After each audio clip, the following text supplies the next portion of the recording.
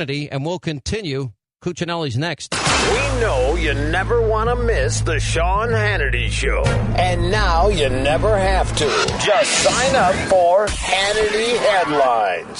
A bite-sized version of the show that you can take with you on your laptop, your mobile phone, everywhere you go.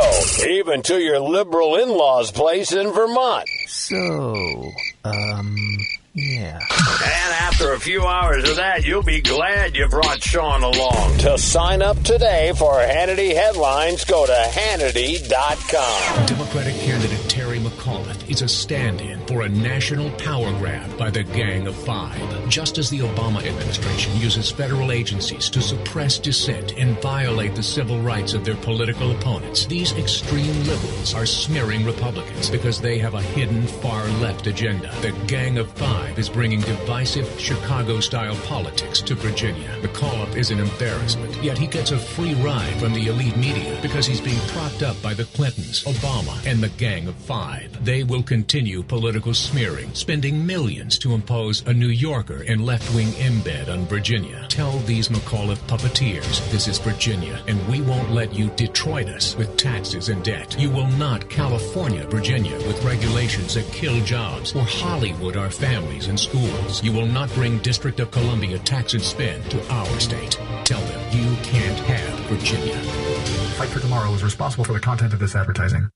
All right, that the latest in what is a series of ads and back and forth in this race in Virginia for governor between Ken Cuccinelli, who is the Attorney General of the Commonwealth of Virginia, Republican candidate for governor, and, of course, Terry McAuliffe.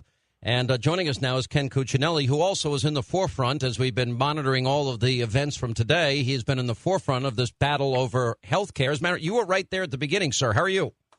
I'm doing well, Sean. Yeah, I was the first attorney general in court once the president signed the bill. I think it was about 35 minutes or so. Yeah, by the way, we're giving out the Capitol switchboard number today. Mr. Attorney General, it's 202-224-3121. And more importantly, I would say it's Republican senators that need to be heard from and support Ted Cruz. But, you know, it's a little disappointing that Republicans are abandoning this, which was probably our last best hope and opportunity to get rid of it. Well, I certainly went to court first to fight Obamacare, and we came awfully close to knocking it out on the state side, and that was a very disappointing loss. We did pick up some ability to do some things in the state, like decide whether or not we're going to do the Medicaid expansion. And frankly, I don't think the federal government can afford the Medicaid expansion, which has been a background part of the debate about this year's budget. But it'll surely grow as time goes on if this is still in place. And we'll have to see how this whole CR discussion works out and whether they break this down agency by agency to fund it or not and how it proceeds. But certainly those of us out in the states who are tied into that federal budget, you know, this provides a great deal of uncertainty to us as we try to figure out how to best absorb this terrible law that effectively starts on October 1st if everything is in place. Yeah. This race that you're involved in, and all the polls show that it's very, very close. I think by anybody's objective measure, the Commonwealth of Virginia has become a pretty purple area in the country, and we've lost the last two presidential elections in that state. But yet the state has prospered under Republican governorships. I noticed on Drudge earlier today that McAuliffe is really swinging pretty far to the left. His latest pronouncement is that he would implement or enact Colorado-style gun control laws. I don't think that's going to go over well in Virginia, is it? No, he has the dubious distinction of being the only candidate running statewide with an F from the NRA. None of the others for any other office have an F. He's alone in that regard. And you know, he is very much of Washington. I mean, the Washington Post called him a Washington insider and a Virginia outsider. And I mean, if you're a Democrat and the Washington Post says that about you, that's pretty severe. And when you look at the budget situation in Washington right now, just last weekend, McAuliffe repeatedly said he wouldn't sign a Virginia budget that didn't have the Medicaid expansion in it. So he's willing to shut down Virginia government to get the Medicaid expansion, the expansion of the welfare health care program for poor families.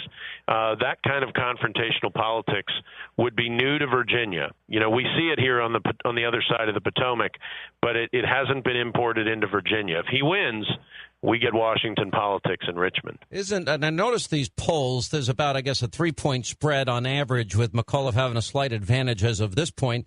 Isn't one of the biggest problems that all these D.C. bureaucrats have moved into Northern Virginia? In other words, the people that would be likely to support a guy like McAuliffe? Well, certainly with the growth of government, and this began long before President Obama was there. You recall, beginning of last decade, it was Republicans growing the federal government, and the Democrats just got in there and made them look like pikers. But those people are moving to this area to run the federal government, and Maryland and D.C. taxes are too high, and the schools aren't as good as ours, and it's not as good a place to live, so they're moving to Northern Virginia. But they're voting like where they've moved from. And that's changed the voting patterns in Northern Virginia. It's very challenging for Republicans. What is the latest? I mean, there's been a lot made in the papers, and certainly if he was a Republican, I'm sure the Washington Post would be smearing him every day about this car company he was involved in. Tell us about that. Well, at the beginning of 2013, Terry McAuliffe's positive case for why you should vote for him for governor was, hey, I'm chairman of Green Tech, that's the name of the car company, and we're creating all these jobs, tons of jobs, and elect me your governor and I'll be your job creator too. It's very elegant, very simple, except nothing he was saying about Green Tech was true. In 2010, he promised to create 2,000 jobs in Virginia, and he promised they'd all be union jobs, by the way. And for your listeners, we're a proud right-to-work state. Obviously, he has his designs on that. And in 2012, he said, 900 jobs. Well, 2013's here, and there's like 70 jobs. And they've been funded by Chinese citizens buying these EB-5 visas that have been suddenly made gotten a lot of attention in Washington, D.C.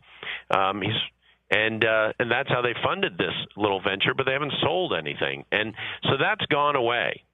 Yeah, so that's not as big. Left is the attack on Cuccinelli. Cuccinelli's a terrible human being, and I shave my horns just for your show, Sean. Yes. But welcome to politics in this era, right? Well, that's true, and especially when they've got all the left-wingers coming in and funding them. They've got this radical environmentalist from California, and we don't have any limits in Virginia. So these folks are stroking just enormous checks. We're being outspent about 2-to-1 on television. Yep. The unions are in here over $2 million. Planned Parenthood has bought a ton of time. That's what we're up against, and that's a big challenge when they don't care about telling the truth. Well, one of the big industries, obviously, in Virginia is coal, and the Obama administration has new regulations that will effectively end any new coal-fired plants from being built, which is going to destroy jobs in Virginia and elsewhere, in Ohio and other places in the country. And where does he stand on all of this? From everything that I read about this race is that he's not going to stand up to Obama, that he's embracing Obama. Well, when he ran for governor in 2009, he said, we've got to move past coal. As governor, he said he didn't want another coal plant built. Well, the governor of Virginia just can't be in that position. Coal in Virginia is pulled out of the ground in Appalachia, and all your listeners know what that means. I mean, the war on coal in Virginia is a war on our poor, and it's a war on our middle class and on our ability to compete. I mean, we are heavily coal-fired electricity in the poorest parts of Virginia, and we're trying to bring jobs back there, manufacturing jobs, and if you don't have reliable electricity, you can't compete. And they're okay. Terry McAuliffe and the president are okay shipping those jobs to China and India, and that's what's going to happen. And, of course, they're going to belch pollution in their factories over there, where we at least keep it clean over here. And we're destroying jobs. I've been fighting Washington. I've been doing it for 4 years. We talked about Obamacare, but I've sued the EPA twice. And by the way, Sean, both those cases were bipartisan. I had Democrat support for those cases. But there's no way on earth that Terry McAuliffe, if he's elected governor of Virginia, is going to fight with Washington. He is of Washington. He's not going to go fight him. Well, that's where he's getting a lot of his money from. So I understand you guys have a debate tomorrow night, and this could be very crucial heading into the election in November.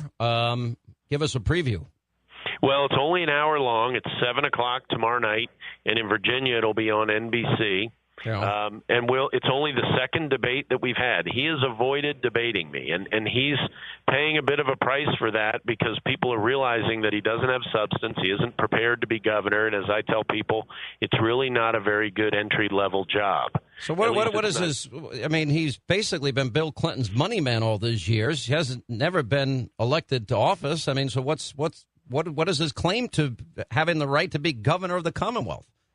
Well, he avoids that question as effectively as he can, and the mainstream media doesn't really press him on it. He's never been elected to anything. He's never held a policy position. And in the book he wrote, he proudly declared he had no idea how a bill became law. He continually makes mistakes about the way Virginia operates and what goes on in the different parts of Virginia. He clearly doesn't have any idea about Virginia.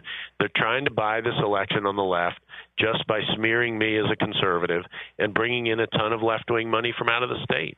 Well, listen, you've been great. You were in the forefront of battling Obamacare before anybody else.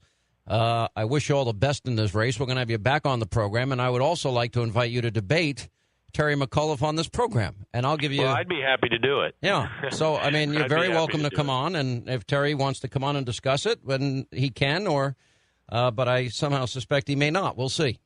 Well, all right. Thanks, Sean. I hope people will visit us at Cuccinelli.com and on Facebook. But this race will heat up here in the next 6 weeks. That's how long we have. So. All right. But who's counting? Who's counting? Right. All right. Well, That's Ken right. Cuccinelli, really good guy, and he was on the forefront of fighting Obamacare. He'd be a great choice for Virginia.